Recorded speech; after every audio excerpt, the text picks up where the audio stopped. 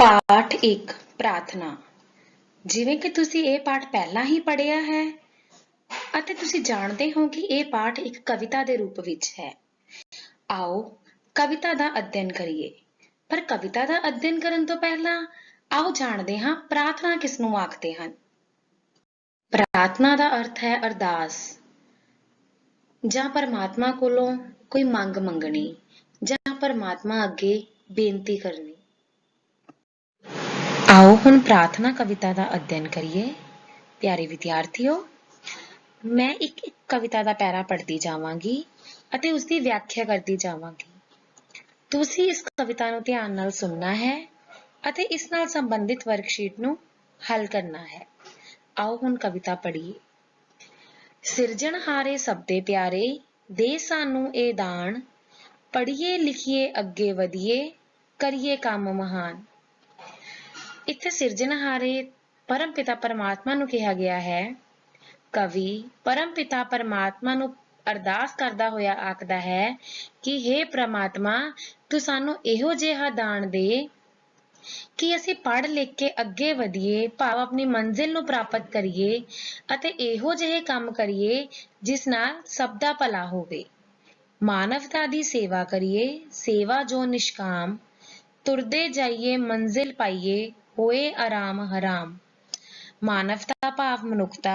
ਕਵੀ ਆਖਦਾ ਹੈ, ਹੇ ਪਰਮਪਿਤਾ ਪਰਮਾਤਮਾ, ਅਸੀਂ ਮਾਨਵਤਾ ਦੀ ਸੇਵਾ ਕਰਦੇ ਜਾਈਏ, ਇਹੋ ਜਿਹੀ ਸੇਵਾ ਕਰੀਏ ਜੋ ਬਿਨਾਂ ਕਿਸੇ ਲਾਲਚ ਤੋਂ ਹੋਵੇ, ਭਾਵ ਨਿਸ਼ਕਾਮ, ਬਿਨਾਂ ਕਿਸੇ ਲਾਲਚ ਤੋਂ, ਬਿਨਾਂ ਕਿਸੇ ਸਵਾਰਥ ਤੋਂ ਹੋਵੇ।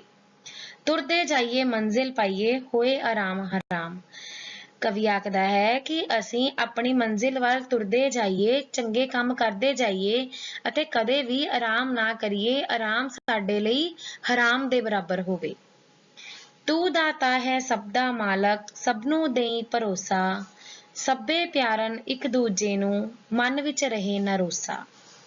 ਕਵੀ ਆਖਦਾ ਹੈ ਕਿ ਹੇ ਪਰਮਪਿਤਾ ਪਰਮਾਤਮਾ, ਤੂੰ ਸਭ ਦਾ ਦਾਤਾ ਹੈ, ਤੂੰ ਦਾਤਾ ਦੇਣ ਵਾਲਾ ਹੈ, ਤੂੰ ਸਭ ਦਾ ਮਾਲਕ ਹੈ, ਤੂੰ ਸਭ ਨੂੰ ਭਰੋਸਾ ਦੇ ਕਿ ਸਾਰੇ ਲੋਕ ਇੱਕ ਦੂਜੇ ਨੂੰ ਪਿਆਰ ਕਰਨ ਅਤੇ ਕਿਸੇ ਦੇ ਮਨ ਵਿੱਚ ਵੀ ਕਿਸੇ ਦੇ ਲਈ ਰੋਸਾ ਨਾ ਹੋਵੇ, ਭਾਵ ਨਾਰਾਜ਼ਗੀ ਨਾ ਹੋਵੇ।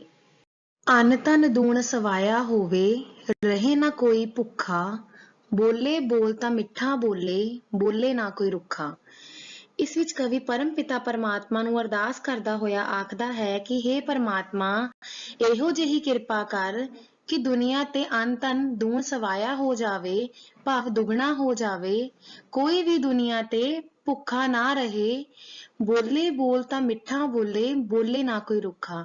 ਜਦ ਕੋਈ ਆਪਸ ਵਿੱਚ ਵੀ ਗੱਲ ਕਰੇ ਤਾਂ ਮਿੱਠੜੇ ਬੋਲ ਬੋਲੇ, ਕੋਈ ਵੀ ਕਿਸੇ ਨੂੰ ਕੌੜਾ ਨਾ ਬੋਲੇ। ਮੇਰ ਤੇਰ ਦੀਆਂ ਗੱਲਾਂ ਮੁੱਕਣ, ਹੋਮੇ ਰਹੇ ਨਾ ਕੋਈ, ਚਾਰ ਦਿਸ਼ਾਵਾਂ ਵਿੱਚੋਂ ਆਵੇ ਫੁੱਲਾਂ ਦੀ ਖੁਸ਼ਬੋਈ। ਕਵੀ ਆਖਦਾ ਹੈ ਕਿ ਹੇ ਪਰਮਾਤਮਾ, ਇਹੋ ਜਿਹੀ ਕਿਰਪਾ ਕਰ ਕਿ ਲੋਕਾਂ ਦੇ ਦਿਲਾਂ ਵਿੱਚੋਂ ਆਪਣੇ ਤੇ ਪਰਾਏ ਦੀ ਭਾਵਨਾ ਖਤਮ ਹੋ ਜਾਵੇ, ਲੋਕਾਂ ਦੇ ਦਿਲਾਂ ਵਿੱਚੋਂ ਹੰਕਾਰ ਖਤਮ ਹੋ ਜਾਵੇ ਅਤੇ ਚਾਰੇ ਦਿਸ਼ਾਵਾਂ ਵਿੱਚੋਂ ਪਿਆਰ ਅਤੇ ਅਪਣਤ ਦੀ ਖੁਸ਼ਬੂ ਆਵੇ।